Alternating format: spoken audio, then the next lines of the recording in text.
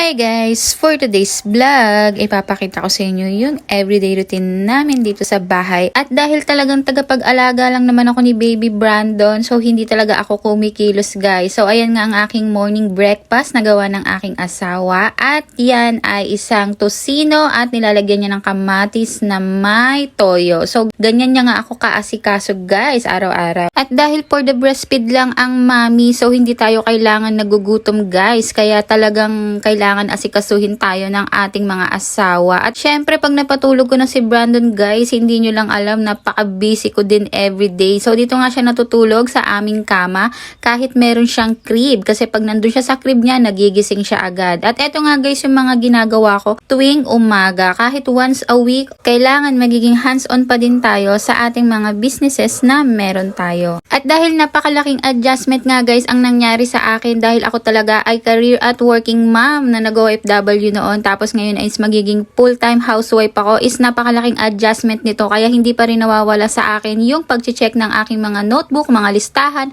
at higit sa lahat yung pag-i-inventory at pagko-compute kung magkano ba ang kinikita ko sa aking businesses. So ganun lang talaga guys ang buhay ko. Syempre kailangan talaga natin, kahit as a housewife tayo, kailangan natin talaga na magkakaroon tayo ng sariling racket para matulungan natin ang ating mga mister, dahil syempre sa hirap nga naman ng buhay ngayon, 'di ba guys? At pagbukas ko nga ng drawer guys, nakita ko na naman itong photo album na ito. Alam nyo ba itong photo album na to is binili ko pa siya sa Taiwan. Hindi ako buntis, nagpaplano pa lang kami mag-anak, at higit sa lahat is nagpapa-check up pa lang ako. So nakita ko ito, binili ko siya dahil alam nyo naman guys, for the hilig ako sa violet. So nung binili ko yan, pinakita ko siya dati sa asawa ko. Nagulat siya, akala niya dati nung time na yun is buntis na ako, kasi sabi niya bakit ako bumili ng photo album na. Pero hindi niya alam dahil violet lang yan is gusto ko siyang bilihin. So, ayan nga guys, pero sobrang lucky pa rin kasi tinago-tago ko lang yan ng pagkatagal-tagal. Tapos ngayon, tignan nyo, meron na siyang ultrasound. From the day 1 na nalaman ko na buntis ako kay Baby Brandon,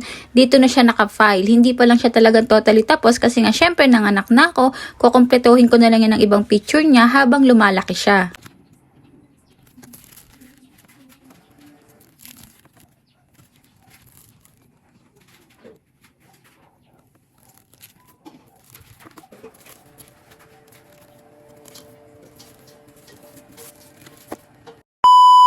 At hindi pa nga ako tapos guys sa aking ginagawa, medyo nawindang na ako sa naaamoy ko. Sabi ko parang may kakaiba sa baba, at ayan nga bumaba ako sa aming hagdanan. Pupunta sana ako sa sala.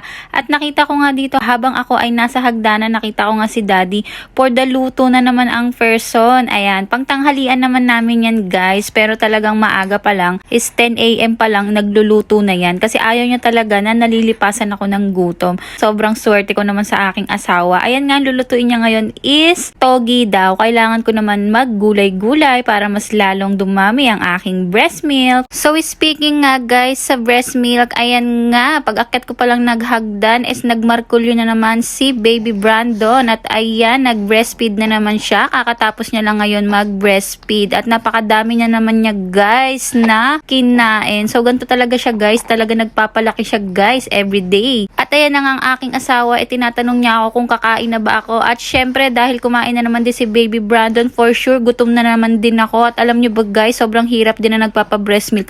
Talagang ramdam na ramdam ko yung pagkatuyot guys ng katawan ko. Nangangayayat ako guys, hindi ko alam kung bakit. Tubig ako ng tubig niyan, kain ako ng kain, pero talagang siguro nakakapayat talaga magpa-breast milk kasi syempre yung kinakain natin, kinakain din ni Baby. At pagkatapos nga ng mahabang oras na naman ng pagpapa-breast milk, ayan nga, nakaligtas na naman ako for today's video. So madali ko na nga siyang pinahiga dito sa kama, at ako ay may gagawin pa bago kami mananghalian. So ayan nga, tulog na naman si Baby Brandon, tsaka lang tayo nakakilos na mga mami kapag tulog na ang ating mga baby. At dahil nga for the working mom na tayo ngayon for today's video, so ayan nga, minamadali ko na yung pag-check ng aking mga inventory. So ayan nga guys, check ko lang yung mga lista ng mga umu-order sa akin ng mga ginto, at the same time yung mga side hustle ko na pinagkakakitaan sa tabi-tabi ng Pilipinas at kung saan pa man. So ayan nga guys, mahirap talaga pag ikaw ay isang working mom tapos bigla kang titigil kasi hindi ka sanay. Hinahanap-hanap din ng katawan mo yung paglilista-lista. At ayan nga guys, syempre for the tigin tayo ng envelope kasi ang hirap din ng ikaw ay isang housewife tapos binabudget mo yung pera. Unlike kapag ikaw ay may trabaho, syempre pilpre tayong gumastos ng ating pera. Pero pag ikaw ay nasa bahay, matuto tayo magtipid kung hanggang saan lang aabot ang ating budget. At minsan, hindi ako sanay sa ganun kasi syempre, nasanay nga talaga ako na nagwo-work din kasabay ng aking asawa. Kaya for the meantime na ako ay isang housewife, talagang for the budget ngayon ang person. Ano naman yan? Toge. Ha? Ginisan toge. Grabe. Kain again? Oo. At saktong-sakto nga pagkatapos ng aking mga paperworks, at dito na nga ang aking pagkain at sabay na nga kami kumain ni Daddy. So, ang sarap nga guys na maging housewife kapag merong nag-aalaga sa yung asawa. So, ayan nga guys, nagdadalawang isip ako kung magiging working mom ba ako ulit or magiging stay-at-home mom ng panghabang buhay hanggat lumaki si baby Brandon. Pero syempre, nag-iisip-isip pa rin tayo.